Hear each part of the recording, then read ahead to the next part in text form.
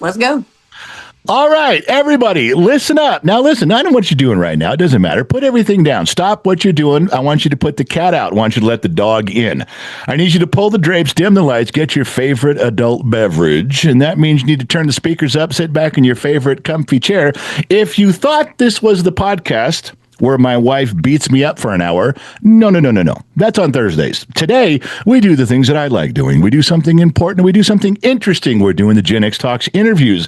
They just keep getting better each time. And if you don't agree, please turn off your computer right now, walk away, and find something to do because you don't belong here. All right. Now, I want to tell you guys, I want to introduce you to someone who I absolutely adore her. Almost all of you do too. And if you don't, you're about to. Her name is Beth. Her name is Beth Stevens. She goes by Bennett Peaches. And I'm telling you, she's been around the block. I don't mean that metaphorically. She's literally been around the block. What do I mean? TikTok, I'm going to read you this one. TikTok, 558,000 followers. Instagram, over 100,000. Facebook, 606,000. That doesn't even count all of her duplicate channels or people that imitate her, because those count too. Imitation's the biggest form of flattery. I want to welcome her to the program right now where we can begin to dissect how she actually got to this point in her life, because we don't even have enough time to cover everything she's done. I'm telling you, there's questions that I have that she's only hinted at part of her life. I'm like, wait, you skipped right over that. What was that? And now we're going to go into as many of them as we can. Beth, thank you for taking time with us today. I appreciate the opportunity. You're more than welcome to be here. You are a special guest. It'll be labeled as a special guest. We have guests and we have special guests. And I want to tell you, I'm excited. I need to know how on earth you even got to this point. I mean, let's back up. Can you tell us how this all got started? Where was your first inclination of even getting on YouTube or getting on TikTok? When did that first even become a thing for you? Because as our generation goes, we don't really like social media. That's not our thing.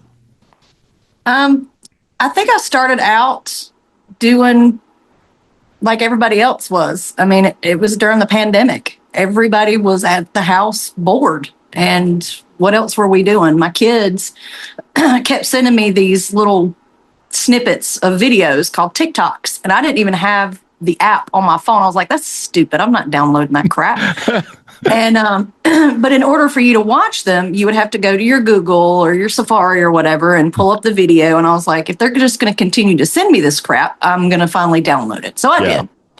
And we had made some dumb little stupid videos, but I mean, I was just following people I knew, like friends, that kind of thing. Now, were you doing that on your kids' account, or were you doing that on something on your account you just opened on my account? Yeah, I was like user whatever numbers, behind it. I didn't even have a name yet, Right. And my youngest moved out to go to college, and then the pandemic happened, and I got sent home from work for about a month because my boss at the time had cancer, and I was playing bars. I'm in a band, so we were playing bars and stuff, and I was not doing what I was supposed to be doing during COVID. And I ended up getting COVID, and she was petrified, rightly so, about getting sick. So she was like, I need you to stay home. So I stayed at home for a month. And during that month, I was like, screw it. I'm just going to start making videos. Everybody else is doing it. Doesn't look that hard. Yeah, but did your kids get on you for that? Because I've talked to a lot of people that started doing that, and their kids like, "No, Mom, Dad, please don't do this. Don't embarrass me. Don't do this." Did they give you encouragement, or were they telling you no? They really didn't say anything until I got my first viral video, and their friends were going, "Is this your mom?" And they're like, I don't know who that woman is. Well, what was your first viral video? What was the first big one? The first viral video I had, it was a stitch with a cop, and we're still mutuals on TikTok. He had come up to a car window and he goes, "All right, well, stitch your best excuse as to why you got pulled over." And I was actually on the crapper when that video came across my feed, like everybody else. I'm scrolling TikTok while I'm taking a dump. I mean, everybody does it, right? We used to have to use shampoo bottles, for Reader's Digest to help it come out. Now we're just scrolling, and then your butt goes numb and your legs start tingling because you sat on the crapper for an hour and a half and you've not even wiped. Well, because you're just sitting there with crusty, dusty on your butt, just scrolling. Kids at the bathroom door. Mom, it's lunchtime. You've been in here since breakfast. I know, it's so bad. I keep trying to figure out why my husband's in there, and I'm like, oh, I get it now. But so I actually finished up, and I was like, I'm gonna go outside. I'm gonna go in my car. I had this great idea, right? All right. So I had no tripod, I had no lights, I had no nothing. I stuck it in the side of my car, just kind of propped it up there, and I was like, well, see, what happened was, officer, is I've been trying to reach you about your car's extended warranty, and you've been dodging my phone calls, and this is the only way I could get a hold of you. My phone has never dinged so much in my life. I would log on to TikTok every day for a week solid, and it was 99 plus notifications. Yeah. It was the wildest thing I have ever experienced. Isn't that funny? Like, oh, that's what this feels like. Yeah. This is cool. You're like, all right, let me roll up my sleeves. I was hardly even trying on that one. I know, like I didn't even try. This was like low effort. What do you do? And that's great that you still follow the guy, or he still follows you. There's still some interaction there. That's good. God damn fucking piece of shit. I am not doing this all day with this fucking camera. All I did was put my fingers up and do two fingers like that. God damn it. All right. Sorry about that. My camera's got made by Skynet. It's kind of taken over my show. Fucking guy thing. What are you going to do? Well, guy, where to begin? Your channel has changed so much since the beginning. I scroll back as far as I can on yours, and you go way back, like on Instagram, and there's you have memes with music, and you have pictures of you, and a lot of still photos, and a lot of stuff in there, a lot of nostalgia, a lot of stuff like that. Some stuff I've seen before, it's been passed around. Some of it brand new that you could tell you put some thought into it. But the staple that you have now, I think is one of the best ones out there, with the cup of coffee and the creamer and throwing in the spoon, take your medicine, go do that. What a great intro, because it's familiar. It's repetitious. I recognize it even if I just hear it. Someone can have a phone and I can hear it. I know exactly who's on there just by when I'm hearing the beginning of the intro and that. But I try to figure out where exactly that came in to be, because I scrolled back going through your stuff, and it's hard for me to pinpoint when you kind of made that your staple. Do you remember when you did that? I don't exactly remember when it was, but I remember why. Okay. I was pissed off. It started out me being mad. I had come across a video that pissed me off, and I just tossed my spoon, and it just made this noise, and I decided to keep it in there. So I'm not changing out of my jammies. I'm not going to stop. I'm mad now. Turn on the camera and just throw the spoon and go. All right. I got it. And I don't know. People liked it. They're like, "Oh, we need this. We need the spoon toss." Like, and if I don't do it, they're like, first of all, you forgot to tell me that I forget to take my medicine. Yep. And second of all, you didn't throw the spoon. And you did 4 taps today instead of 3. I'm going to need you to go back. My OCD can't handle it. I like how you cut those. You don't just have a continuous shot. You cut those. You edit them. You can see the little cuts in there, and it makes me pay attention. And I noticed that one day. I'm like, wow, she doesn't just have a continual scene, although it looks like it. I dig how you cut those together. Even if you put a quick cut in it, you can see the frame adjust, and it keeps my attention, like, for the first 8 seconds. I'm not going anywhere. God fucking bless it. Okay, we're not using our hands today. This is a no-hand show. Beth, I'm doing this the whole goddamn interview is going to be this now, because I can't move my hands. If I move them wide open, it zooms in. If I do them closed, it fucking zooms in. Any hand motion, this thing takes it upon itself to adjust. Fuck. Okay, this camera's going in the trash. I'm done with this piece of shit. It's ruining my fucking time with you here. It's ruining my interview. Piece of shit. Well, let's get back to the interview now, to some hard-hitting questions. I'd like to know when you decided to release your inner Teletubby, because there's a few episodes you're dressed in purple, and I'm not saying it's flattering at all. I'd like to know where that came from, and how does one come across a grown-ass woman's Teletubby suit you can even get into? Why did that happen? So so it's a funny story. I am friends with Grayson McGaha. I don't know if you follow him or if you know who he is. He's, and you, yes, yeah. Kind of a big deal on TikTok and Facebook, especially. He's actually a touring comedian right now. He's opening and touring with Zach Russian. He seems like a really nice guy behind the scenes. He is too. a fantastic He really dude. does seem that way. He is a fantastic dude. Me and my husband have become really good friends with him and his wife. We talk almost daily, and they're just really good people. We were on a phone call one day, and he said, "Damn it." And I said, "What?" He said, "I just got my package in from Temu." And I'm like, "Okay." He goes, "I ordered a Bigfoot costume." Because he wanted to do some kind of, he had a video idea in his head that he was going to dress up as a Bigfoot for some ungodly reason. And he turns it around. He goes, "Can I FaceTime you?" So we turned it to FaceTime, and he goes, "Look at what they sent me." And he holds up this purple Teletubby suit. I'm like, "How did they get a Bigfoot and a Teletubby mixed up?" He goes, "I don't friggin' know." Is that some Chinese translation? Some Temu translation? It was just so funny. We had the best laugh over that. And then the hurricane happened in North Carolina, Western North Carolina. And Western North Carolina is extremely important to me and my husband. We go to the mountains more than we do the beach because I married Ginger, and he does not tan. His freckles just mold together to make it appear that he has one. But he does not tan. He turns 3 shades of red and then pasty again. That's it. Well, so we would rather be at the mountains, and we have a lot of friends that are there. My husband's a moonshiner, so we go up there and hang out with the moonshine festivals and things like that. Probably where his still is tucked way back up in a holler somewhere, No, that's a story for later. I'll tell you about that in a little bit if you really want to know. All right. But I got this crazy idea. Grayson and I were on TikTok live one night, and he challenged me to raise a bunch of money through Samaritan's Purse for Western North Carolina, which I was planning on doing anyway. But he challenged me, if I meet my goal, would I be willing to dress up as the Teletubby and perform at another benefit that my band plays every year. It's for motorcycles for mammograms that happens every year at Cox Harley-Davidson in Asheboro. And I was like, you know what?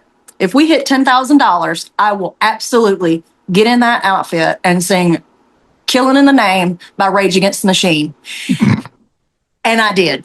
We did not hit the 10,000. We hit a little over 7, but I felt like they still deserved it. Or, so Grayson I'm just going to throw this out there. Maybe not you felt like they deserve it, but maybe you just really wanted to wear the Teletubby thing. Just saying. I don't know. Maybe I'm trying to become a furry. Who knows? Because people could have talked to you and said, you don't have to wear it. They didn't make 10,000. And you're like, no, I'm good. Go ahead. Let's, hey, give me that thing. Let's go. Actually, my bass player said exactly that. He goes, you don't really have to do that. And I was like, I know, I don't. But I mean, we raised $7,200, and these people kind of expected me to do this. I got you. So I really, even though we didn't hit the $10,000 mark, I raised way more than I thought I would. And I really appreciated it. So I got a feeling your husband knew you were going to do it anyway. He's like, she's going to wear it anyway. Don't worry. Probably. Well, so Grayson only lives about an hour and a half away from me. So him and his family drove the costume to me. His wife helped me get it on. And let me tell you what, it was 100 degrees that day. Oh. And that thing I wanted to pass out. I'm not even going to lie. Wow. Because we weren't even underneath a covered stage. We were in direct freaking sunlight. I didn't even put the booty things on because my feet were like sweat. The rest of me was sweating already. And I'm like, if my feet are hot, I'm going to pass out. Wow.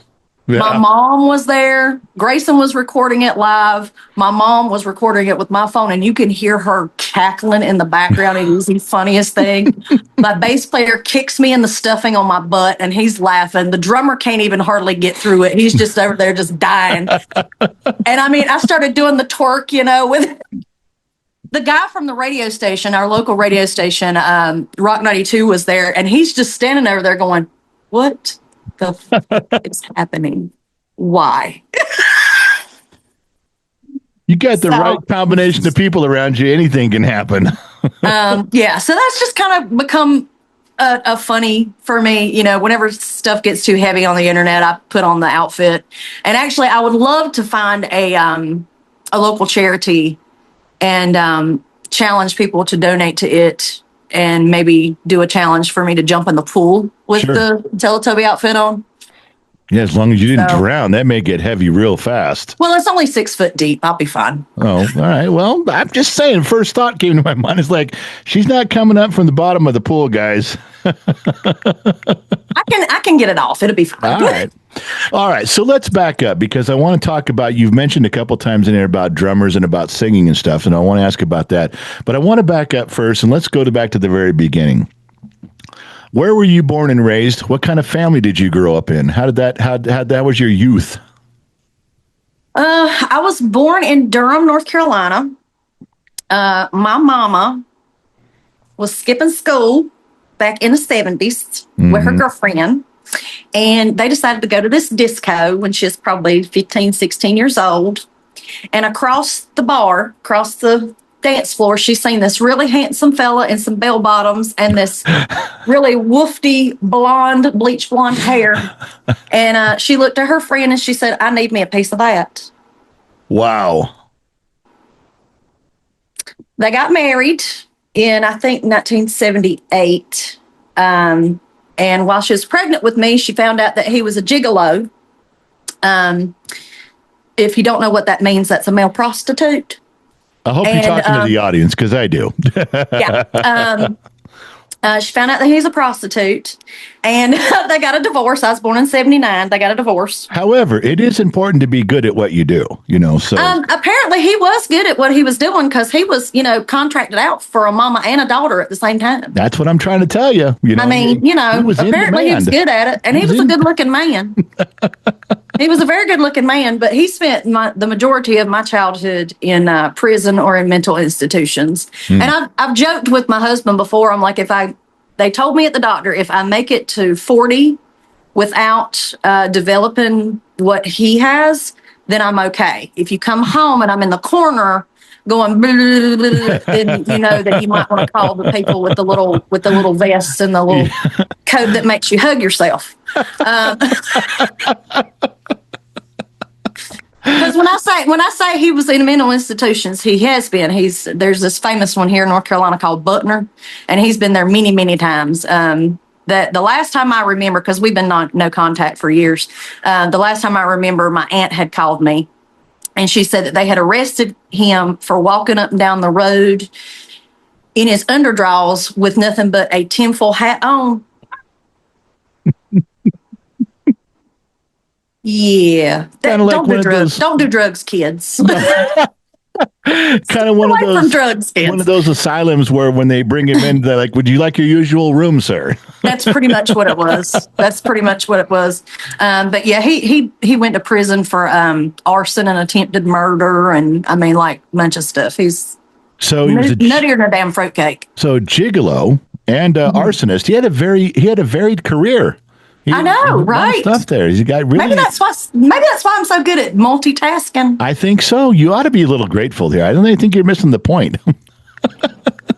All right, so your mom gets divorced. You're born. You're growing up. How'd that go? And you growing up, school, high school. How were those days? I hated school. Whoa! I hated school. I hated it. I absolutely hated it. Beth, why did we hate school? I was picked on. I was bullied a lot whenever I was in school. I remember very distinctly this boy named Chad, and that's his real name. I'm not going to cover for you. He was a turd. And in the 5th grade, he had a I Hate Beth club. Whoa. Where he had took money up from the other kids, like their lunch money. Yeah. Because he said he was going to get T-shirts made that said "I hate Beth" on them. And he was very mean to me. Why? What did you do to him? How'd you get him so mad at you? I probably was not the nicest to him because he failed a grade in 2nd grade and he was picking on me. He was calling me chicken breath because we had chicken farm. And, that's a cool thing as an adult. But whenever you're a kid and you're forced to do that kind of job and working, all that stuff, he rode the bus with me and said that my house stunk. Well, no, my house didn't stink. The chicken houses stunk that was behind my house, But to a 7 or 8-year-old, oh, Beth stinks, blah, blah, blah, blah, blah. And she don't even know who her daddy is and blah, blah, blah, blah, blah. And I'm like, oh, I know who he is. I just don't want to talk to him. But I pantsed him while he was on the monkey bars because he was making fun of me. And that grew his hatred for me. Gotta ask, is that you pantsed him and his skivvies were showing, or did you grab everything? His skivvies was showing because back then we were all wearing those elastic breeches. Yeah, but you get a handful and everything may come down. I had to ask. Well, I'm short, so I really couldn't get but so far. I could only get the very bottom of the shorts, I'm going to be out of breath and my stomach's going to hurt the rest of the day from laughing at I'm sorry. I'm sorry. But no, I hated school. He was mean to me and he made everybody else mean to me. I only had one friend and she was only my friend when we weren't at school. Right. She would only be my friend on the weekends and after school. She wouldn't talk to me during school because then she'd get picked on too. Wow. Which looking back, I'm like, she was a puss, you know? Looking back, I'm like, she should have nutted up. No kidding. Been my friend at school too, but that's fine. We're not friends now. It's fine. My 8th grade year, I remember him convincing me that the boy I liked was outside waiting on me at this end of the school year party. Yeah. And so I went out there, and instead of the boy that I liked being out there waiting for me, they shot me with a bunch of super soakers. Like when I say they were mean to me, they were really, really mean to me. They went out of their way. Like that took some planning. Oh yeah. I mean, everybody they were very mean. They had to go get super soakers. They had to all get them full of water. They had to meet at the same spot. I mean, you got to have a little bit of, you got to really not like somebody to plan that kind of thing out. Oh yeah. But I mean, it's fine. He apologized at our 10-year high school reunion. I'm pretty sure his wife made him, but he did. He walked up to me at our 10-year class reunion and was like, "Hey, I just want to apologize to you for being such a shit." And I'm like, "Okay, thank you. I appreciate it. It kind of helped form who I am today. I'm good. You didn't really need to say that." I'm pretty sure the reason why she made him is probably because, karma's a bitch, and I'm sure his kids were probably getting bullied at school, and she said, "Well, this is why." Because you were such an asshole. Some of that comes around. Sorry. Some of it comes around. Well, it does. So that was 8th grade. Yeah. My high school years, I didn't want to be there. So I showed up to class as little as possible. Well, I mean, I'm just being honest. I'm just, I failed 10th grade English, had to go to summer school. I hated school. I hated it. But you did graduate. I did graduate. Okay. And I worked a lot whenever I was in school. What was your first job? My first job, I was dusting the shelves at a movie gallery. It's kind of like a Blockbuster, but it was like hometown. Oh, I was going to say, what shelves are at a movie place, but Blockbuster type. Okay, I got you now. Yeah. Yeah, it's like Temu Blockbuster. So you had a high-tech job. You moved the movies, dust the shelves, wipe the box down, and put it back. That was your job. Pretty much. What? I take it you didn't make that a career because you're still not doing it. So No. Occasionally they'd let me go over to the dollar store and ring up people, but mostly that's what I was doing, was dusting shelves. It was really cool though because I got like big posters and stuff for free. Yeah. So I had like this huge life-size cardboard cutout of Patrick Swayze from Dirty Dancing. Mm-hmm. And I used to kiss it good morning and good night every single day because, if you didn't know it, that's my hall pass. I don't care that he's dead. I actually have a photograph of Patrick Swayze on my refrigerator because that's my other husband. I did not know that. I got to tell you, I don't think anybody knew that. Now we all know that. Now there's a million people that now know that he's your hall pass. He is definitely my hall pass. Now, I got to ask, which Patrick Swayze is your hall pass? Are we talking Outsiders, Ghost, Roadhouse? Which is your... All of the above. Really? All of the above. Really? So there's no bad version of Patrick Swayze? No. No. That's like asking me if there's a bad Sam Elliott. And, well, let's just be clear. There is a bad Sam Elliott whenever he cuts off his mustache. That's just weird. He needs to not ever do that again. Also, I seen him naked in a movie once. I seen his rear end. It's not attractive. You've seen Sam Elliott naked in a movie? He was in a movie with that girl, Laura Pepron or something. The one that played in Orange is the New Black, and she played on that 70s show. She's a tall redhead. Yeah. They were in a movie together, and they were like boning. And they did a scene where he was getting up out of the bed, and you see his naked butt. And I was like, God, I could have went my whole life without seeing that. But he had to be way older. I mean... He is way older. It was not in that movie because she hasn't been acting. She's only been around. He's very old. It was disturbing. Wow. His rear end looked like a flat W.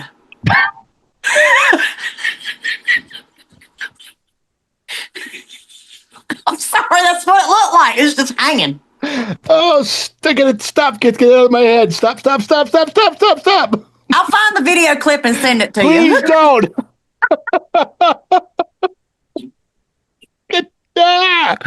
Oh well, and that was Bennett Peaches, everyone. Good night. I'm sorry. Not sorry. This interview is gonna be labeled the apology because every time you turn around, you're like, "Oh, I said that out loud." Okay, I'm sorry. I don't have a filter, okay? I just not even a little bit. Not even a little filter. I get in trouble. Because I ain't gonna filter. Oh, good Lord! All right, we've made it to graduation. What happened next? My junior year, I decided that I wanted to move out of the small town and go to the big city, and the only way I was going to do that is if I got the heck out of Dodge. So I decided I was going to join the military. And plus, my mama had remarried whenever I was like 3. So my stepdaddy, I don't know if he did this on purpose to be mean or if he is trying to, channel that thing that all of us Gen X do. We do shit out of spite. Yeah. You tell me I can't do it, I'm going to prove you wrong. You know what I mean? Okay. I think we all possess that. Well, what did he do? Told me, I had mentioned to him that I wanted to join the military. He said, you won't even make it past basic. And I was like, well, I'll show you. Yeah. I did it out of spite. Yeah, you did. Yeah. I did it out of spite. And I think a lot of us do things out of spite. You tell me that I'm not going to do something or I can't do something, I'm going to do it just to prove to you that I can. And so I did. I joined the military. That was fun. Well, sometimes when you do things out of spite, though, and I've done this many times. Sometimes, we stand at the bottom of a 30-foot hole and say, I told you I could dig a 30-foot hole and stand at the bottom of it. And they're at the top going, well, you're right. You did it. And they walk away. And I'm still at the bottom of the 30-foot hole. So this is true. This is true. Things out of spite have not always worked out when I got to the end of it. But yes, we've all done that. All right. You joined the military. What branch of the military did you join? I joined the Army National Guard. Okay. At some point, I thought maybe I might want to go to college, but no, I hated school so much. I don't know what made me think I would want to go to college. Like, that was stupid. Because I'm not a college. I mean, I don't even like to read. Not college material. I'm not at all. I was never going to be able to make it. What did you do in the Army? What was your specialty, or what did they have you doing? I was an 88 Mike. which is a truck driver. I drove PLSs, and those were big trucks in the 90s that had hydraulic cranes on the back of them, and they would pick up Connex boxes. Right. And that's what I did. I was also a saw gunner. A saw stands for semi-automatic weapon, and it was really big. If I stood it on its butt, I would be about right here. Wow. So, I mean, it was pretty big. I was the only female in my platoon, and I was the only female saw gunner in our whole company because I was the only one that qualified. So that was fun. Yay. So were you in the National Guard? Was that reserves, or did you go the full term on that? I was reserves, but however, I went to basic training during the summer between my junior year and my senior year. Mm-hmm. It's called a split option, where you could go and do your basic and then come back for your senior year of high school. And then after your high school, you go in and you go to AIT, which is learning your job. Sure. I don't know if they do that anymore, but that was an option back in the 90s. So that's what I did. As soon as I got to AIT, I got a letter from my sergeant, and he said that we were being mobilized not 2 weeks after I was going to get home from AIT. Wow. And we were going to go to Bosnia. That was during the peacekeeping, whatever that was going on over there. So while I was Army National Guard, I feel like the majority of my time was spent active. Yeah. If that makes sense. Because after I got home in May of 98 from being over there. Yeah. I got married, had my first daughter, was going to drills, doing the things that I was supposed to do. And then 9/11 happened, and my unit was deployed a lot. Thankfully, I got my discharge papers about 2 to 3 weeks before September 11th happened. Yeah. So I did not have to go. And I'm glad I didn't have to go, not because of any other reason except for I didn't want to leave my children. Well, let me ask you this. You were actually deployed then. You were overseas. Yes. What was that like? Now I am asking as a soldier, but I'm also asking as a female soldier. There had to have been, a little bit of a worrisome for you over there. It's a little bit different. Not that every guy doesn't have to worry about being deployed. Yes, they do. I'm just asking your perspective on that. I was young, so I don't really think I clocked anything. Because whenever I left, I was 18. Now, my mom, however, she worried every single day. Me, not so much. I just, young, dumb, full of cum. You know what I'm saying? Yeah, we're dumb enough not to know. Yeah, like, all right, here we are. What's next? Right.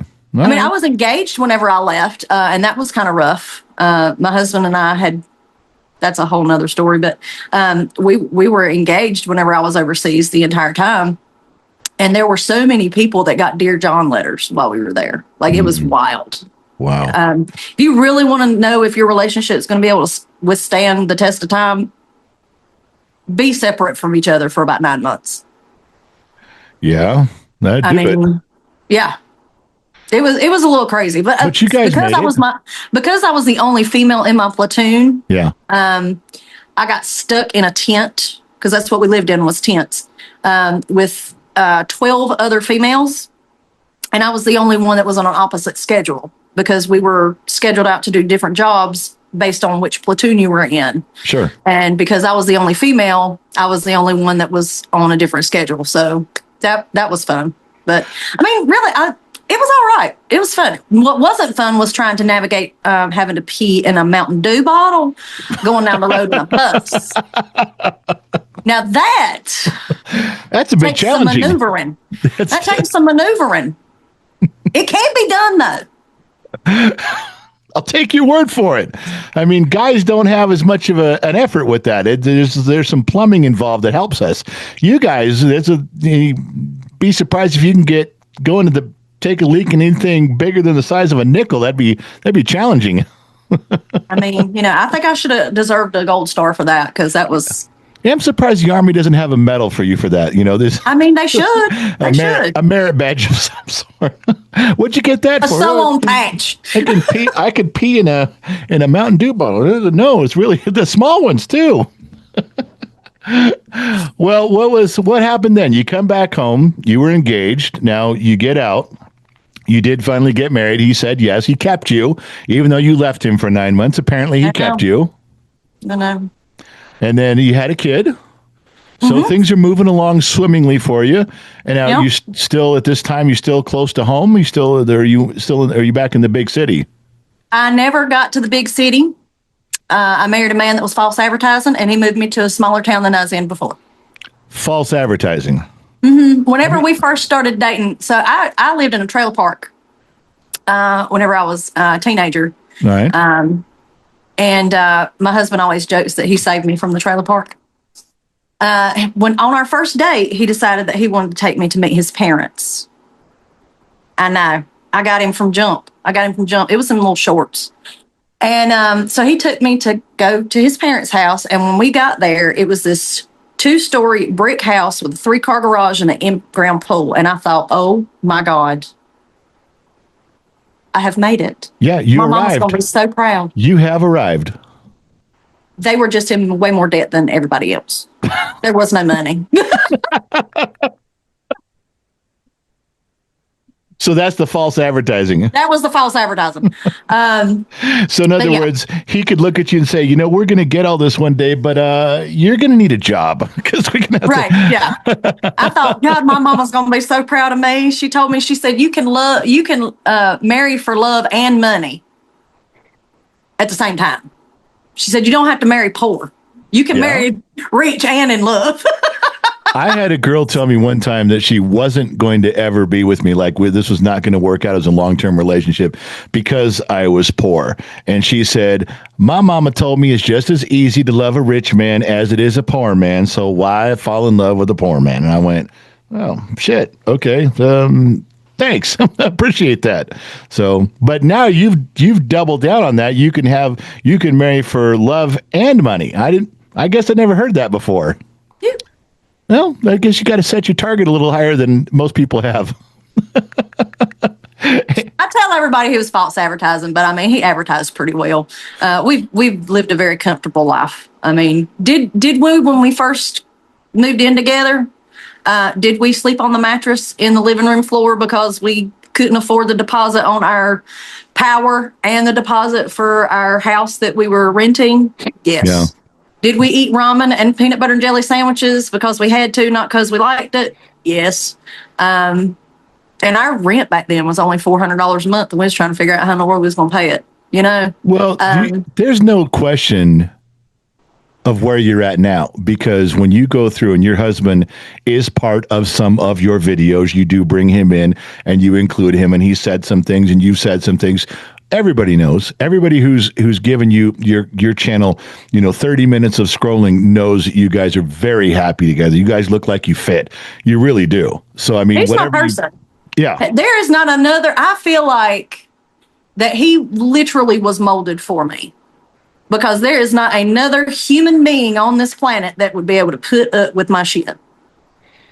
Got to get my wife back in here so she could. Do you hear there's other people saying that? So do you understand that? You see, you're allowed to say that. Got to point that. I got to timestamp this for my wife. Go watch this right here. People put up with your shit. Yes, I do. All right. Well, that's helpful for he does. He puts up with my shit. I mean, not many men would, feel comfortable with their wife going to a bar until 2-3 o'clock in the morning with 4 dudes and hanging out. Let's back up until when do we get into the music scene? You come back home, you're unemployed, 9/11, married, got a kid. Where does the music scene start in that? Not until I turned 40. Well, we skipped over a lot. We skipped a decade in there somewhere because, but that's, you sing. And I mean, you sing really well. And I haven't found a place online where I can find just that. I get glimpses of it through your channel, but I haven't found a page where it shows that, like, your band or your dates or your gigs or things you've done. I'd like to, but I mean, God fucking bless it. You were supposed to You were All I supposed to be did. sitting like this. I know. God, I'm sorry. Yeah. Hands folded. Sit on my hands. So I am the one that does the social media, and I'm really, really terrible at updating our page. I just am, because I'm consumed with making sure that my job is done. Right. So I'm terrible at it. The band's name is Killing Fiction. We're on Facebook. Killing Fiction. It's the stupidest fucking name ever. Yeah, I don't think I like that name, but I don't like it either. I like what I hear. So, I mean, I don't like the name either, but that's what they had whenever I came along already. So, just so you know, I'm not sure if you're familiar. Maybe you're not. I'll let you in on this. Kind of the woman's prerogative, and kind of all of guys put up with this. You join a band per se, you'd be like, yeah, we're changing that name. Most guys go, oh, okay, because we're guys. And you could come in and really just being the girl, you could just say, this is dumb. We're not doing this. Most guys go, oh, okay, well, what are we doing? You could change that if you want to. I'm just saying, you probably throw it out there. We could have, but I feel like we've been at this for 6 years and people already know who we are with this name. So I feel like it would be counterproductive to change it at this point. I guess. I'm just saying. Because they recognize our name now. Yeah. They're like, oh, okay. Well, how many gigs do you guys play a year? At one point we were doing like 50 some gigs a year. And then our lead guitarist had to step back for a year. And so that kind of screwed us up. But I mean, my children are grown. My bass player doesn't have any children. My drummer's children are grown, but both of my guitarists, the lead and the rhythm, both have small children and wives and things like that. So we have to kind of work around what they're doing. Sure. And so we've played less this year than ever. I'd like to change that, but I mean, it kind of is what it is. The bar scene is not what it used to be either. People don't go to bars to go, get drunk on what's weird? Friday and Saturday nights anymore, because COVID taught us that we could sit at home and drink. Well, well, that's true. But I also, the kid who you see in our videos, Briggs, started when he was 15. He's now just about to turn 21, believe it or not. And I've watched him with all of his friends, because in high school, he'd have all of his friends over. Ours was the house where everybody'd show up. So, we had a pool, and they'd swim, and they'd do stuff, and they'd hang out, and we'd barbecue. And you really start to overhear a lot of things that you normally wouldn't pick up on, not as points of conversation with kids. They don't drink. That whole generation does not drink as much at all. And if they do, like you said, I'll have something at home. They don't go to a bar. That is not even on their radar of let's go someplace and drink. Let's go dance. Let's get out. They don't feel that way. The whole lot of them have that mentality. I don't know why. I don't understand it. I'm an introverted extrovert. And I don't know if that makes sense to people. Like, I'm comfortable in both settings. Like, I can be completely okay with being by myself, turning on trash TV and drinking me a couple of glasses of wine and going to bed. Yeah. But I can also go out to a bar and have a good time and perform and do that. But once my limit is there, I'm ready to go home. Well, you're doing it, though. They're not even giving it a shot. They don't have that experience of like, hey, have 10 of you ever crammed into a booth built for 6 and everybody elbow to elbow, had drinks? I mean, no, they're playing on their video games, meeting their friends that way. And they're meeting people online through dating apps instead of having to actually have that awkward conversation over a martini at your local bar while there's a shitty band playing. Yeah, they don't have that, because it's, social media is a great thing. Dating apps are a great thing because you can meet people that you probably would have never met. But also it makes you a little bit more apt to stay at home. Socially awkward. It's socially awkward. Yeah. Not only you just described it right there, where you say, that awkward conversation, you're understanding each other over a martini in a crowded bar with smoke in the room and a shitty band playing. And I think of that like, how do you guys not understand that you're missing that? And they would look at me and go, why, how are you thinking? Why would I do that? How are you thinking terrible. That's good? I'm going to avoid that at all costs. No, I'm never doing that. Yeah. I don't know. Maybe we went through it because we had to, and now we get it. but they don't have to. They do not No. have to go do any of that stuff at all. They don't even have to get their driver's licenses anymore. Like, I said this the other day or a couple months ago in another podcast. I was like, I don't understand. Like my nephew, for instance, he just turned 18 in April. Yeah. And he has no want to get a driver's license. He does not care about it. And I'm like, I don't get it. I couldn't wait to get my license so I get the fuck out of the house. I wanted to be independent. I wanted to make my own money. I wanted to be able to do things on my own. And we just figured it out. We raised 8 children, and our first batch of 4 couldn't wait to get their driver's license, get a job, get money, get out, never wanted to be home. And the last 4 that fall under that, maybe late millennial and all Gen Z, they don't care about their license. Like, hey, 6 months, you can get your permit. 6 months after that, you can get your license or whatever the time frame is. No, not interested. I don't really want to. They don't have a car come up and honk in the driveway and everybody piles in and they race off into the sunset. I have never seen my younger kids do that one time, ever. It's so weird to me. I don't get it. I don't get it either. And I just look at them like, I can see boomers and the greatest generation looking at us and going, why are you guys piling into cars and taking off and you're gone all hours? I mean, I can see them saying that doesn't fit their lifestyle, but they got to look at it and go, I get what you're doing. You want to be with your friends and you want to get out of here. I may not approve of it, but I get it. So we did that. We were gone all the time, but they don't even have the desire. Briggs right now, and this is no knock on him. I love my son, and he's a good kid. He is really a good kid. He will go to work for 8 to 10 hours a day as an electrician's apprentice. He comes home, takes a shower, checks in with his mama. If she needs anything, comes and tells me about his day. But then his social activity is going in his room and shutting his door with his dog and playing video games with his friends for 4 or 5 hours. And I can hear them all talking on the microphone. That is their social time. Yep. Like what you and I did out with people. We get a group of people, we sit in a parking lot, at a 7-Eleven or a Safeway and drinking and hanging out with the doors open and the stereo going. That's what they do. But it's all online. Yep.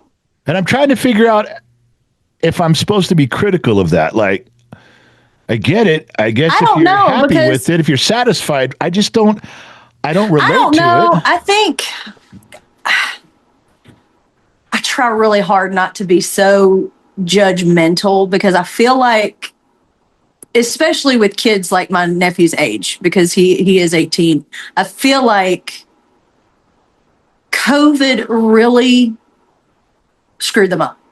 I agree. Because they were forced into not being social. Yep. Like when my nephew was going through online classes, he was 12, 11. Okay. Those are pivotal moments in these children's lives. That's where they're socially awkward with, liking girls for the first time, liking boys for the first time.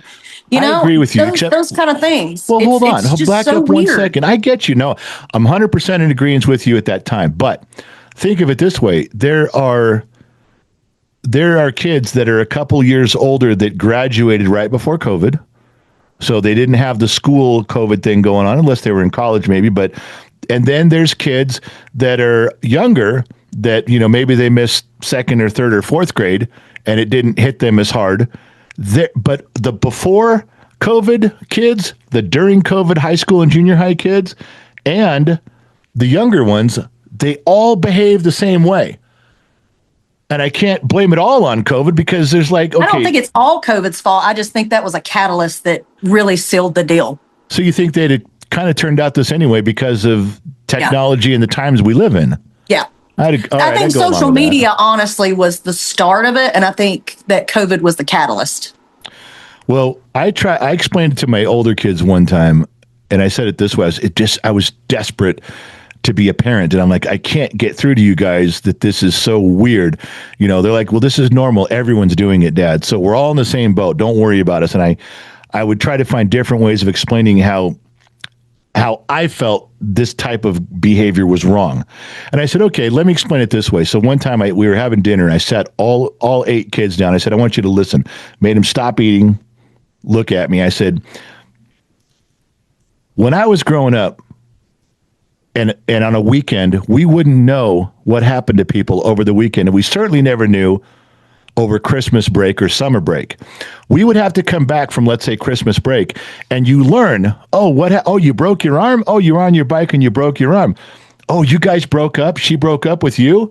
Oh, and what'd you get for Christmas? Oh, you got, and we would get caught up because we didn't know. Unless it was in your neighborhood, on your block or your street, we had no idea. We disconnected from all of our friends. Logistically, we had no choice. We disconnected. We spent time with our family. I knew all about brothers and sisters.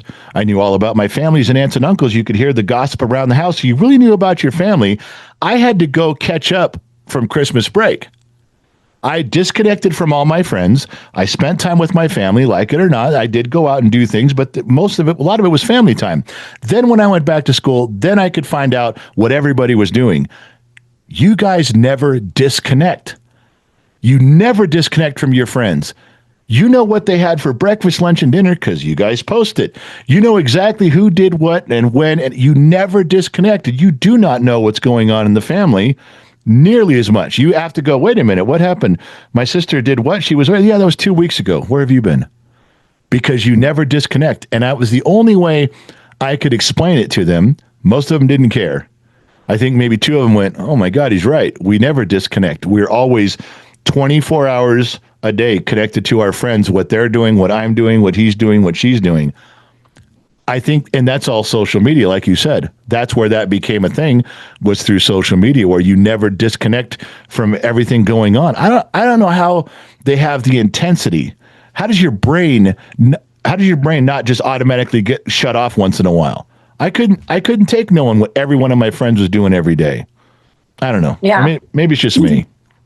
I mean, I feel bad that we kind of glamorized that we were out in the field where our parents didn't know where we're at, and we were getting drunk off of Boone's farm and lighting fires in the middle of the friggin' field and cow tipping and all kinds of dumb shit that we were doing. I think we glamorized that so much to ourselves, but honestly, it was a level of neglect. I mean, our parents just did not know where we were because I don't think sometimes they cared.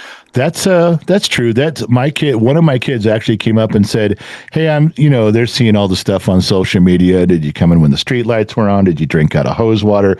But I had one son who came up and showed me one. He goes, is this actually true? Did you guys act? God fucking blessed. Camera. Couldn't put my hand up. Got to go back. Here we go. He said, did you actually have commercials on TV asking it's 10 o'clock, where's your kids? And I said, yeah, apparently so. I was never home. I didn't see those commercials, but they were for my parents. And they said, why were those on TV? And I had to actually think about it. While you and I were out running around, why did someone think we need to put a commercial on TV reminding boomers it's 10 o'clock, where's your kids? And I said, I don't know. I wasn't a parent back then. I don't know how they viewed that or how they thought of it, or why it was so needed. We were gone all the time. But you're right. It was maybe a form of neglect so much that someone caught on and said, we need to make a public service announcement about this. We got to remind people. Your parents, by the way. Yeah. Hey, by the way, those little tax write-offs that are in your house. Yeah. You might want to go see where they're at. Just so you I don't know. All right, so we get up to so you skipped a decade. I guess maybe that decade from your 30s wasn't as exciting because you just skipped right over it. It wasn't. So, well, you asked how I came into music. Well, so, I did, but I didn't think it was going to be a decade later. Well, I mean, I'm sorry. I was trying to go in order. I spent my 20s and my 30s raising my kids. Okay, right. I lived for my kids. I worked. That's sure. Pretty much it. It was not very glamorous. That was pretty much it. And then when my oldest, she moved out in 2017. She graduated and then she moved out. Her and her boyfriend, now my son-in-law, they got a place together, and I don't care what anybody else says. You might disagree with me, but I'm an advocate of live together before you get married, because you finally figure out who that person is when you have to share space with them 24/7. I was the other way. Like, don't do that. My wife was completely in your camp, like 100%. Like, you're not going to know until you live with them for a little while. You're never truly going to know. So, yeah. My husband and I lived together before we got married, and I'm glad we did, because we had to, I mean, we rode the struggle bus for a little while, and, I think it made us a little stronger. Oh, just yeah. being honest. You have to be. Sure. I agree with that. But she moved out, and then my baby child, she went to college. And in 19, she started out, she wanted to be a teacher. I'm like, why do you want to be a teacher? Teachers don't get paid very much, and kids are assholes. And why? She wanted to be a high school math teacher. I'm like, why do you even like math? I hate math. Why do you do math? I don't understand. It's probably all the fortune cookies I ate when I was pregnant. That's what it had to have been, because I'm a dumbass whenever it comes to math. I can balance a checkbook because it's money, but as far as like A squared times B underscore equals, I don't all know how to that do that stuff shit. they promised us we needed to know. We don't use it all. No, you're not going to have a calculator in your pocket. Joke's on you. Yes, I know.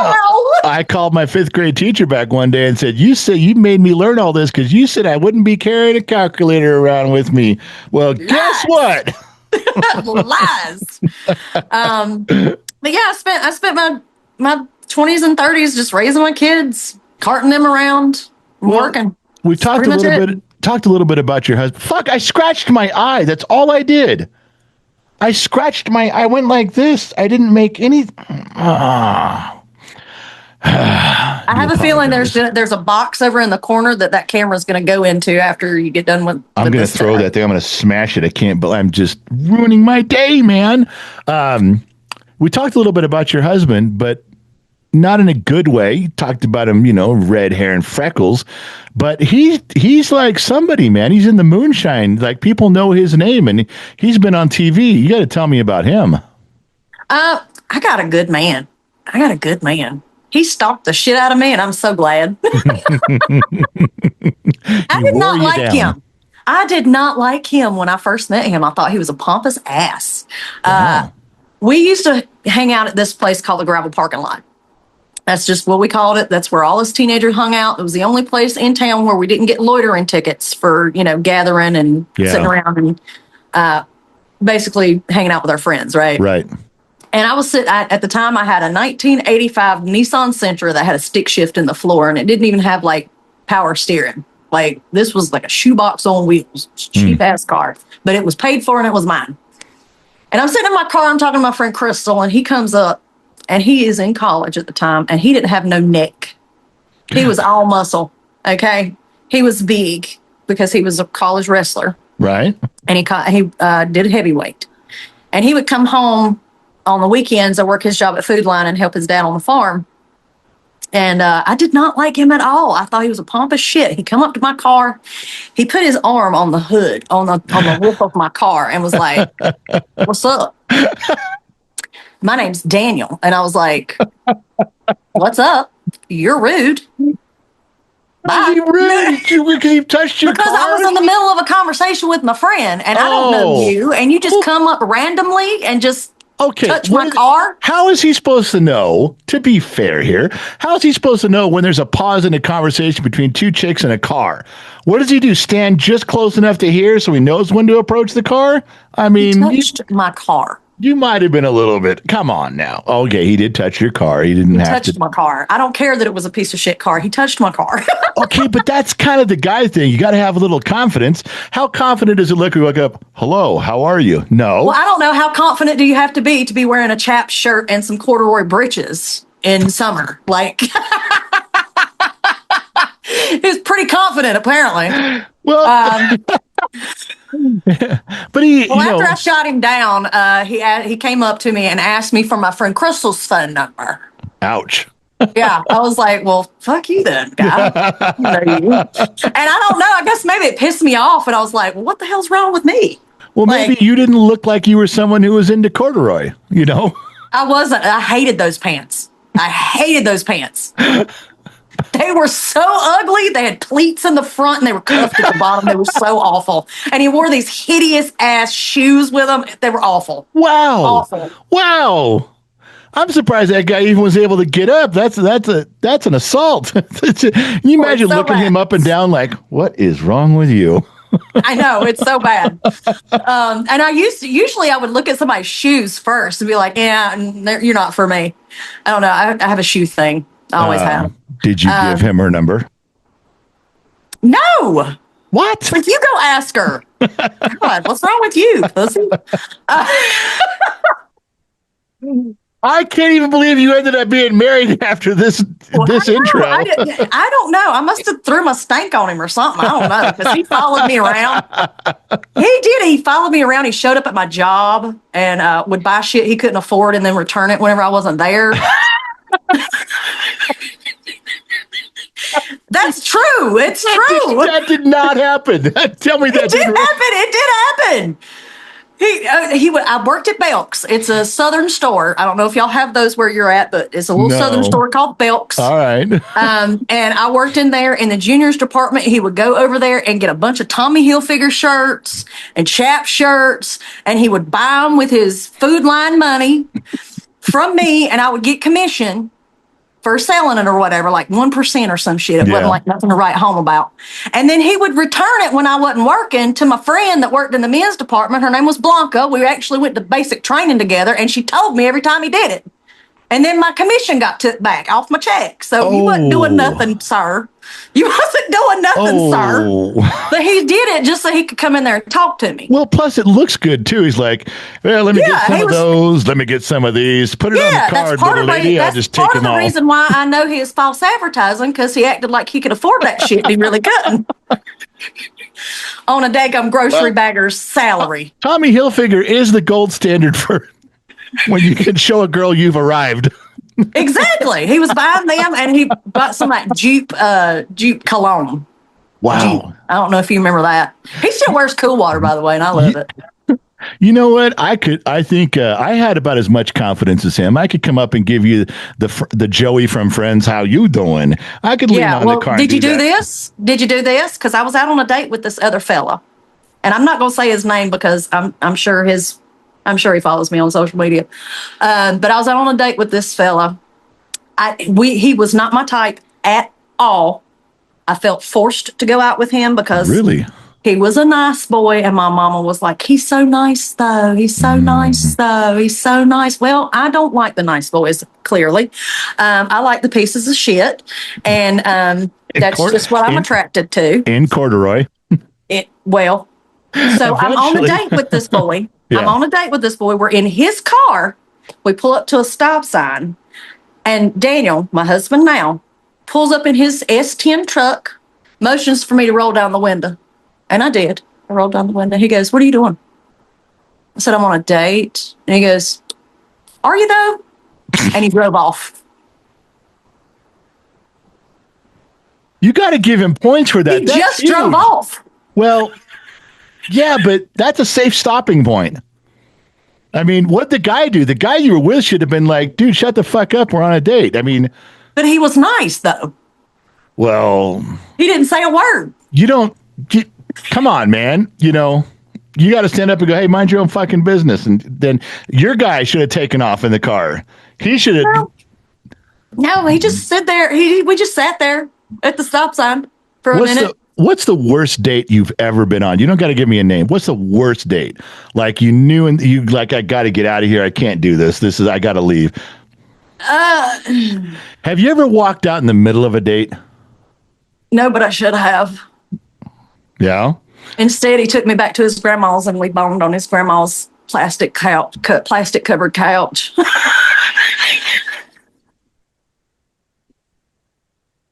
What? Why?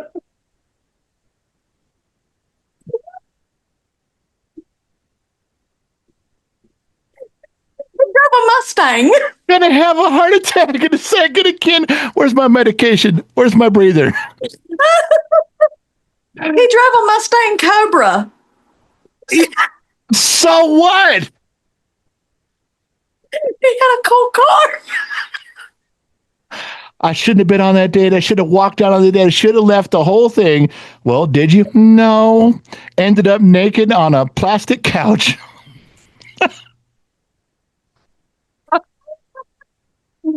And that was Bennett Peaches, everyone. Good night. Not the worst place I've had sex. What? I lost my virginity on the hood of a Beretta beside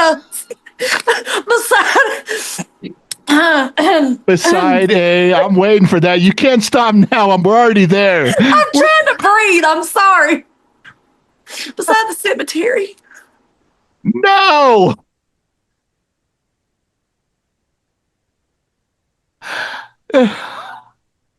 He's in federal prison. Oh my God. So much for your eyes and makeup being done. You're done now. It's all coming off. I don't even know why I bothered to put on makeup today. I really don't. Because you're just gonna wash off with the stories. Well, I mean, it's listen. I would sneak out of the house with the preacher's son, and I would hang out with him. And we were very good friends. And then I ended up boning his friend on the hood of his Beretta beside the cemetery at the church. Well, like you do, as one does. If I had a nickel for every time a girl told me that same story, I tell you, you'd have one nickel. I'd have 5 cents. I want to be clear. I'd have a nickel. See, I don't have to make up shit to be funny. I just telling my life is funny because who does that? Who does that? You're a first for me. I gotta be honest with you. Who does that? But I mean, it's not a secret. I've told that on my channel before. I've told the whole internet where I lost my virginity. I'd love to continue this interview, but I need to start breathing first. I got to catch my breath. I'm sorry. I'm gonna have to pee. We're gonna have to break so I can pee. All right, so we kind of come full circle. We get back up to the point where now you're doing the internet. Were you on TikTok? That was where you started, right? And then that's where I started. Then you branched over to Instagram and Facebook. The only reason why I bridged over to Instagram or Facebook or YouTube is because of the threat of them shutting TikTok down. Oh, so it's fairly when they first recent started then. doing that. Yeah. I mean, I had already attempted it at one point. But I just kind of gave up. And then whenever they threatened to cancel it and get rid of it and all that stuff, I was like, oh, well, if I'm going to do this, then I'm going to have to get my shit together. And I grew on YouTube so fast. Like within 3 months, I had a plaque. I had one of those silver plaques. Say that's probably the only platform I have not looked you up on, because I see all your content on Instagram or TikTok. Why go watch it all over again in other places? I get it. I understand. But you reach a whole separate audience because not everybody likes TikTok. Not everybody likes YouTube. A lot of people hate Facebook. A lot of people. And I don't blame them. I hate Facebook too, but I do it as a necessity. I don't make money on Facebook or Instagram. So isn't that funny though, that when you do what we do on this side of things, you do realize it is a very different audience by platform. Oh God, I mean, it's incredible the differences, and it's so insane. Like some stuff will fly so well off the shelf on one platform, and it just completely bombs down the toilet on others. And when you try to tell people that, when you try to tell fans or viewers or friends or whatever, they don't believe you. Like, well, no. If you put up a viral video, it goes viral everywhere. And no, it doesn't always. It's my very most different viral audience. video on Facebook is. It didn't even scratch the surface anywhere else. I have 38 million views on one video on Facebook. Yeah. And all it is me stitching this dude that looks so much like Tupac. It is insane. And all I'm doing is going, where the hell have you been? That's it. 38 million views on Facebook. And how does it do everywhere else? I think it got maybe 1 million on TikTok. I think it got like maybe 20,000 on YouTube. Isn't it like that? God, yeah, it's so weird. No, it's just so weird. And I get consistent views on YouTube. I have the best subscribers. I swear to God, they are so awesome. Yeah, I recognize people always there's like the same people every single day are in my comment sections, and it's so amazing. We feel the same way about YouTube. It's like I think we get recognized around town more from TikTok maybe, or Instagram, but YouTube, we call it our home because it's the same people. It's the same Gen X Talks family. It's, there's probably, I want to say maybe, there's 450,000 subscribers, but there's probably, I don't know, a few thousand that always are there no matter what. Yep. And they always comment, and they're always part of our live streams, and it's like family. There is that, but I don't get that anywhere else. No. Well, I mean, I will be honest. There are people that I recognize who comment on all my videos on TikTok. I see the same names come up every single day. Yeah. They're with me to get their coffee and their med reminder every day. Yeah. And, I'll get those DMs that go, I would forget my medicine every single day if it wasn't for you. But what is it? Why is it different than on YouTube? Because I think we both feel the same way. It's just a different vibe of family. I hate saying the word, but it's kind of like that because they've been with us now for so many years. It is different. I don't know how to explain it. I don't know. It is wild. But I'll tell you what, I have some of the best followers. I rarely get nasty comments. Mm-hmm. And if I do, God help them in my comment section. Because the other ones go after them, don't they? Will virtually assassinate their asses. Yep. They do not care. They do not care. They pull all the punches. They will talk about your mama. They're very protective of you. Yeah. They will talk shit about your mama. Yeah, do not say shit. It is so funny. And I hate it when my followers are funnier than me. I can't stand it. Drives me up the wall. Like, they will say some of the off-the-wall hinge shit. And I'm like, you know what? Damn it. Why didn't I think about that? I'm pissed off. You got to write that down for what I'm going to say. I'm like, I'm going to screenshot that shit for later. That's a good one. Right? God, it's so funny. And I tell them too, I'm like, I hate it when y'all are funnier than me. Did you get were you anywhere near the first Gen X comedy tour? I was at the very first one. No, the cruise. Did you go on the first cruise they did? Yes, my husband. Oh, okay. So yes, I was on the very first Gen X takeover cruise. Yeah. But Sherry had been doing Gen X cruises before the four of them decided to do it together. Yeah. So you were on those with her before? No. Oh, okay. No. I didn't meet Sherry until, like, in person until their very first Gen X comedy show in Nashville, which was in 2024, if you can believe it. That's when I met all of them. You look like you've been friends with them a lot longer than that. I mean, we clicked, man. We clicked. Yeah. I think Kelly was on the fence about me for a little while, though. She was like, I don't know this bitch. I still don't think Kelly likes me. I call John and I go, man, how do I make her like me? Because I'm trying so hard to be. And he goes, just take time to warm up. Just, I'm like, okay. And she's going to honestly, it wasn't until we went to Vegas and I brought my mom and we were going downtown and she got that Mike Tyson tattoo on her face. I don't know if you saw that. I don't think I did. We were walking down Fremont Street and Kelly is a wild card. You don't know what is going to happen when you're around her, right? Yeah. So we're walking around and my mom she's never been to Vegas before. We're on the strip at night. There's lights everywhere. And she's just like gawked like this the entire time. And then Kelly goes, oh my God, let's get a tattoo. And I was like, I don't really want to. But you can. So she's like, I'm gonna get the Mike Tyson on my face. And I was like, oh, that'll be funny. That'll be funny. And she's like, yeah, it'll be so cool. So she sits down, and I might be paraphrasing exactly the words that were said because this was a year and a half ago, and I don't exactly remember what was said. But she's sitting on the stool, and my mom is holding her hair so they could put this thing on her face, right? Yeah. And I'm just looking, I'm like, oh, well, maybe I'll get a little one because they're just the temporary tattoos or whatever. And so he starts putting the stuff on her face. And I'm reading, and my eyeballs got like really big. And I turned around, I was like, Kelly. And she goes, what? I said, this is henna. This is not going to come off for like 10 days. And she goes, what? And she starts literally crying, like tears, because the Cheer Choice Awards were like the next fucking day where we had to get in ball gowns and shit and go to this award thing. And she goes, fuck it. And because he'd already started. Wow.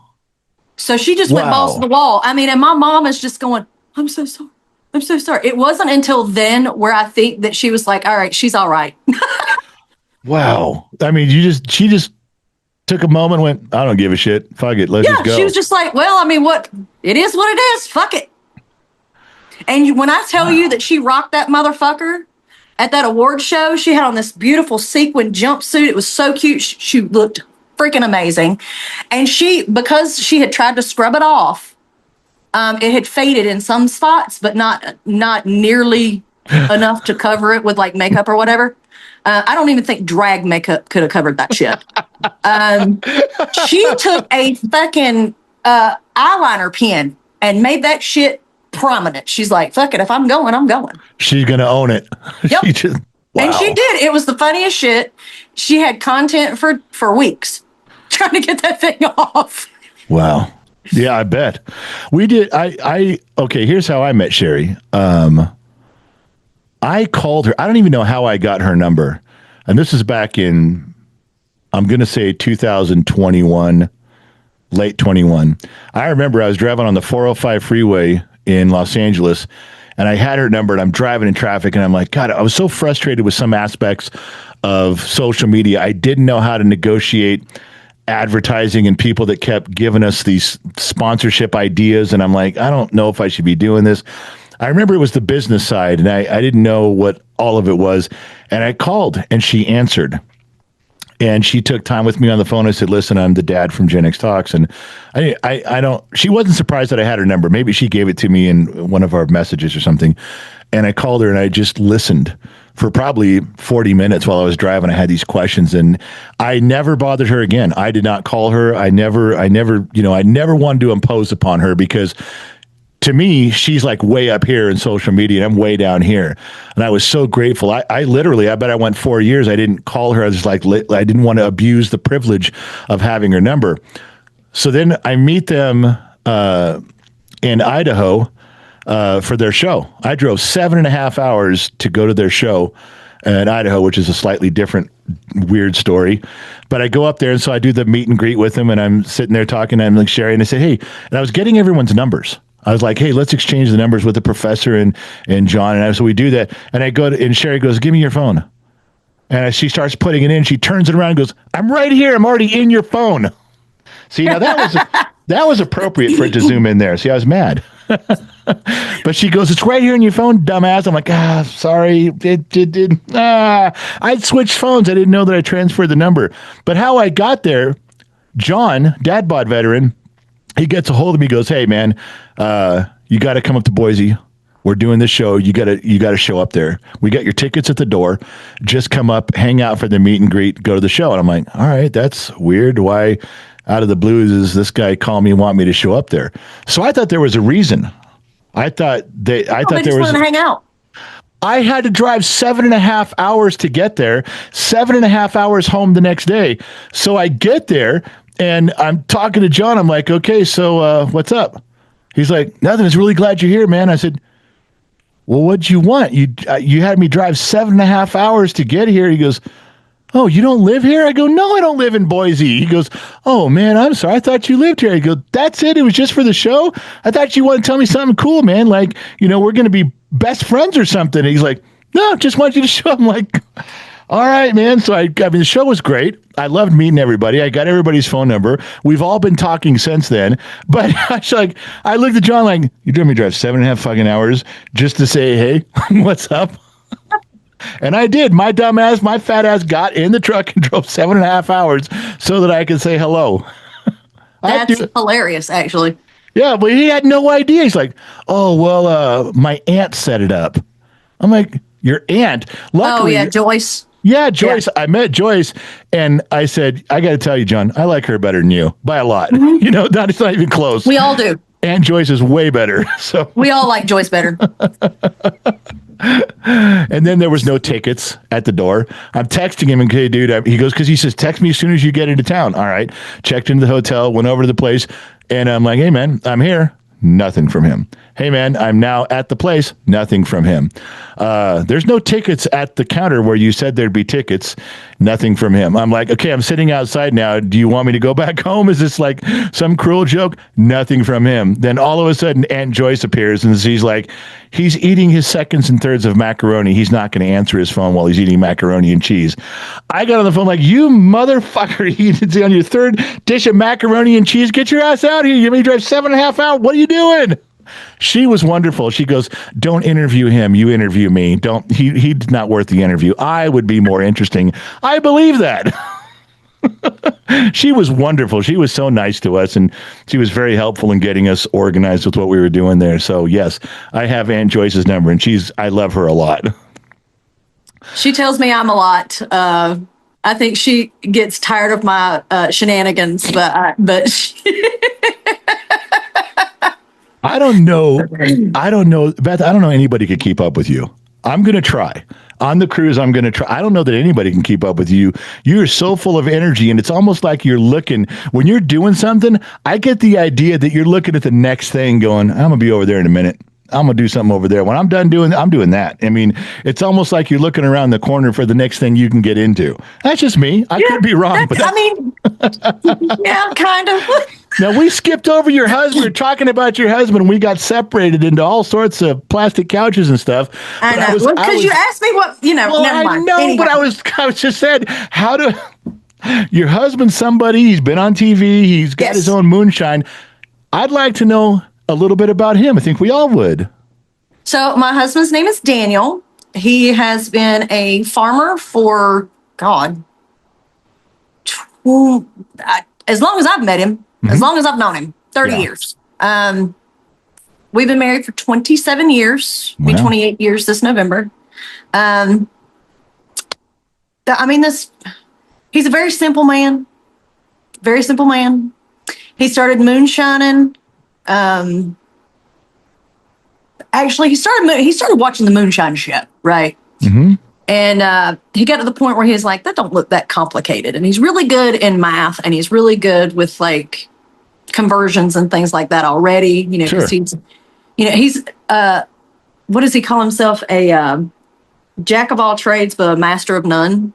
Like, because I feel like that man could do anything. Like, he can build anything. If he puts his mind to it, he can do anything.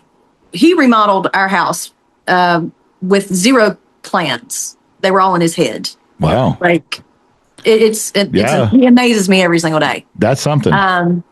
So he ordered a self-still, and his first thing that he was trying to do was to make wedding cake moonshine for my daughter's wedding, because that's what she asked. Okay. Now, he had messed around with the corn stuff before, but like really trying to do something different. That's what he did. And he bless his heart, he got a bunch of cake mix, threw it in the still, fermented it, all the things. And then when he went to cook it, he comes in the house to eat his dinner. And usually it doesn't take that long to heat it up or whatever. And you can set it on low and it'll heat up while you're, eating dinner or taking a dump or whatever for 30 minutes. Yeah.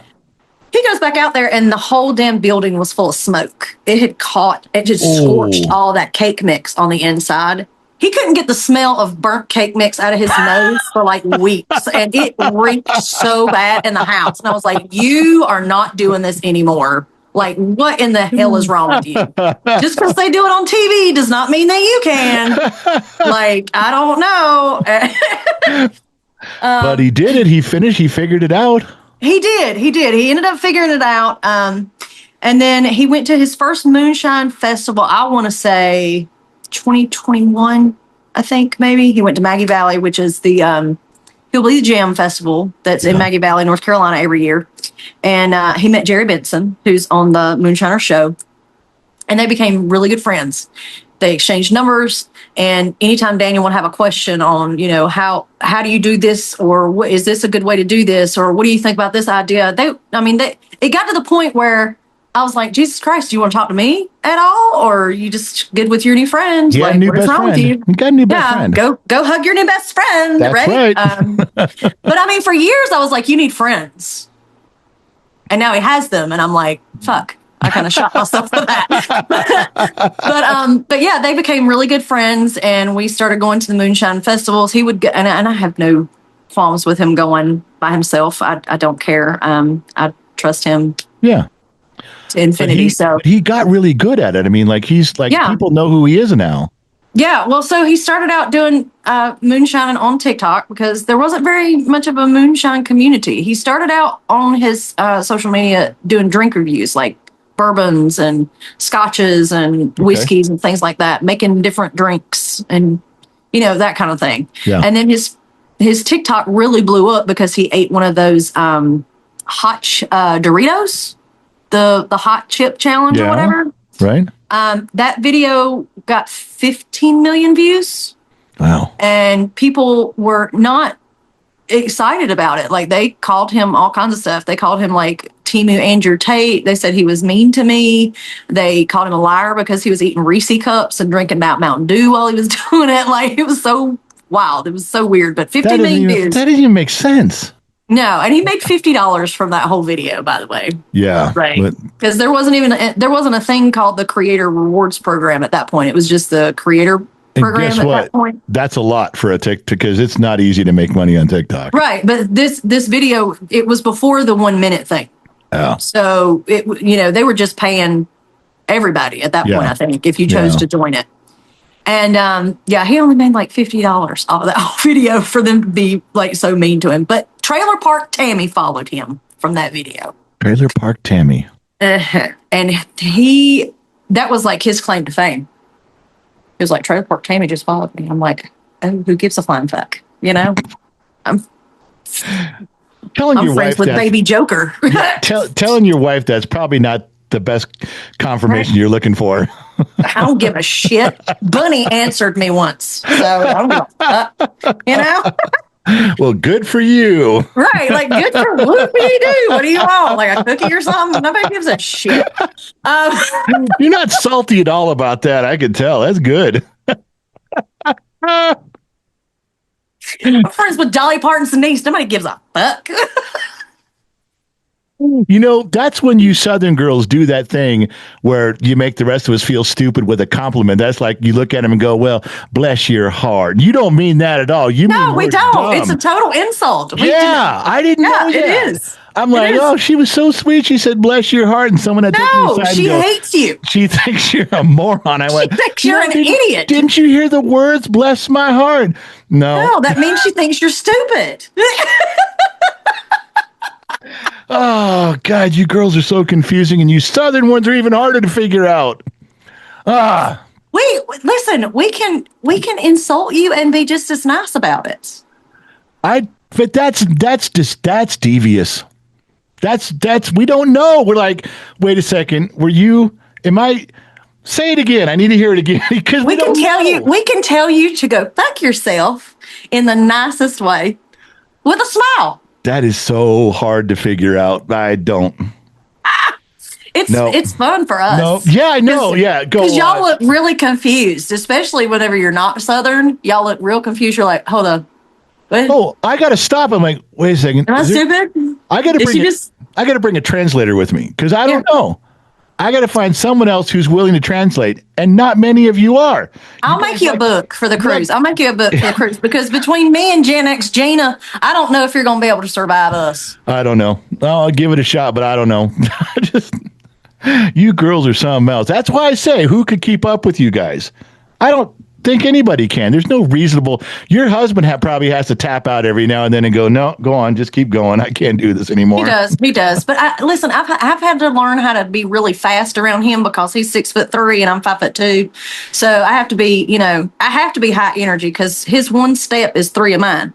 Yeah. So, I'm running behind him like. And people like if I go to the zoo with people like friends of mine or stuff, they'll be like, "My God, why are you running?" I'm like, "I'm not. This is my walk." I'm trying to keep up. They're like, "Keep up with who?" I'm like, "I don't know. This is just the way I walk." What? Well, you've been trained now. You got to keep up. So you got 27 years of me chasing around this gigantuan dinosaur man. What do you want from me? God, trying to keep just walk. You try going to the grocery store with a Jolly Green Giant here. You got to step up the cadence. And then both of my kids are taller than me. I did marry a giant, so you know. Where did you think this? Did you ever in your life think you'd end up in a spot like this? No, God, no. I tried so hard for many, many years just to be invisible, honestly. Shrink myself down, not be too loud, not be too much, you know? Mm-hmm. And I don't know what clicked one day for me. I just woke up one day and I was like, I don't care anymore. Yeah. I literally don't. Like, if you don't like me, fuck you. I think one of the things that is so attractive about your whole channel is the way you present yourself. Raw is the wrong word. It's you're very open. Like you show up, your hair isn't always done up. You're in your pajamas. You're at your cup of coffee. You're kind of leaning in like you're just starting your day with the rest of us, and that feels so real. It feels so natural, and then it's so uplifting. You're thinking of things the same way. The sarcasm's the same way. We can literally all go on with our day once we get our dose. And I love that about how natural it is. There's so many people, and they're popular on social media, but everything is makeup and mirrors and lights. And I get that. You can do that. But I think the so genuine on yours, that's what one of the attractions is completely. So wherever you thought you were going to be in life and to where you are now, on behalf of all of us, thank you for doing that. Thank you for arriving where you are, because selfishly, we give nothing back to you. We take, but selfishly, no, you guys do so much for me, though. I'll tell you what, y'all have done so much for me over the past 6 years. You're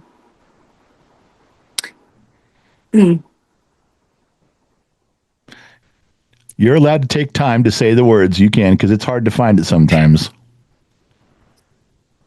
I was able to quit my job that I absolutely loathed. When my mom had her heart attack. Oh God. When my mom had her heart attack, I was able to be with her. And I didn't have to worry about trying to take off work. I didn't have to worry about hiring someone to help her. Because not only when she had her heart attack, like a week later, she fell and broke her hip. I was able to practically move in with my mom and still continue to do this. When my kid needed surgery, I was able to drop what I was doing. And that gives me a lot of freedom, and I know that that's a privilege to be able to do. And y'all did that for me. If it wasn't for every single comment, if it wasn't for every single like, if it wasn't for every single share, if it wasn't for every single thing that you guys contribute to my platforms, I would not have been able to do that. And that means a lot to me. Do I count on social media money? Absolutely not. We are financially okay if I stopped doing it tomorrow, because I've never, not once, made 1 penny from Facebook. They refuse to pay me. Grayson tells me it's because I put alcohol. There's alcohol in my videos, and I curse. Okay, cool. Then I don't ever expect you to pay me then. And I'm not going to change who I am. I'm not going to change myself and what people expect from me, because they expect authenticity from me. They expect me to show up every single day as myself. Agreed. So why would I change myself for $1 that I don't need? No. Not going to do it. Well, and if that means they never write me a check, I'm fine with that. I don't care. I get what you're saying about God fucking blessed. I quit. I can't do this anymore. I'm done. I get what you're saying about the fans and the friendship and being able, the likes and the views and the comments. I don't want you to sell yourself short. Beth, you earned that. Whether you think you did or not, you did. You earned it. No one's giving you that as just like a free No, you earned it by cultivating. Look how much your channel has changed and grown until you found your niche and the things that work for you. You worked hard and you earned it, and you deserve it. And I'm so glad. And yes, every fan would be like, thank you for acknowledging us. I feel that way right now. but I have to remind you that you earned that spot, that you didn't just walk into it. You carved out your spot, and we are all grateful, and we will be very sad one day when you hang up your spurs. But right now, every one of us, it's a bright spot in our day. So you thank all of us. Believe me, we're thanking you more than you could ever know. I promise you. That means a lot. It really does. It really does. It makes it. So there's days when I get up and I'm like, I don't even feel like doing content today. Yeah, I get it. And some days I don't. Some days I take a day. I think everybody needs to do that every now and then. Unplug from the freaking internet, because there's some stupid shit out there. As your fans, as y'all have seen. Yeah, as your fans, we're allowing you one day off on your birthday. That's it.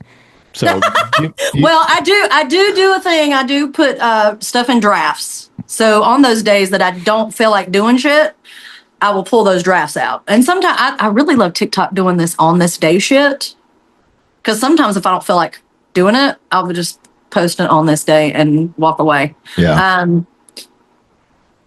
It is what it is. But I mean, it can be exhausting because for me to get some of the stories that I get, I have to be kind of chronically online. Yeah, and I hate that. Yeah, but when you sift through things, you know when you find the one that's going to work, and sometimes that takes a while. Mm-hmm. It does. It's not. Yeah, my husband will be like, "God dang, how long have you been scrolling?" I'm like, 3 fucking hours. You gotta, but you know it when you see the one that's going to work for you. You know it when you see it. Oh yeah, and that's good too. Listen, I can't tell you. We got to wrap this thing up. I can't tell you what a privilege it's been to speak to you today, and thank you so much for carving out some of your time for all of us to listen in and giving us. We didn't even get to a bunch of stuff. Like I know we're gonna have to do this again. We got to do it again. There's a few of these I've done that when we get done, both of us are going. There's got to be a part 2. This is one of them.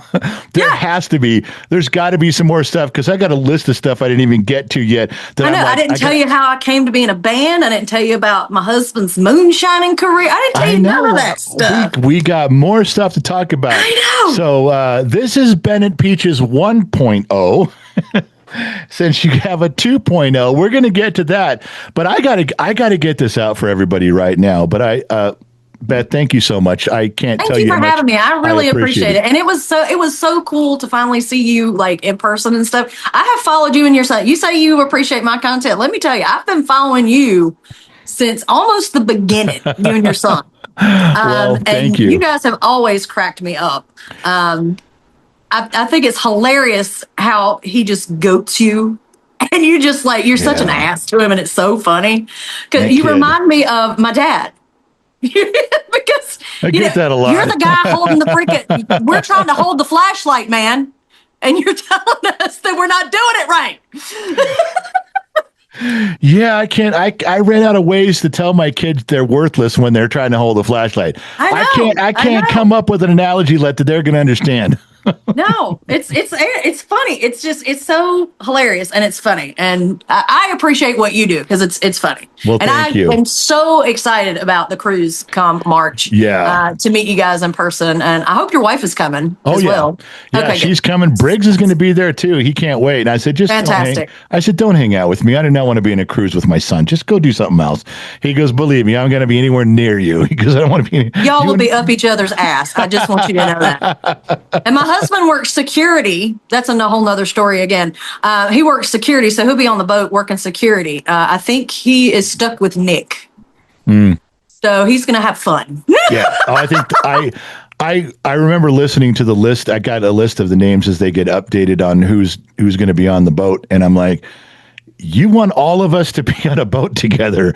What could go wrong here? The names of the people, I'm like, they're just, this is okay, man. I'm in, but don't blame anybody but yourselves if this turns out to be an international incident. I'm just saying.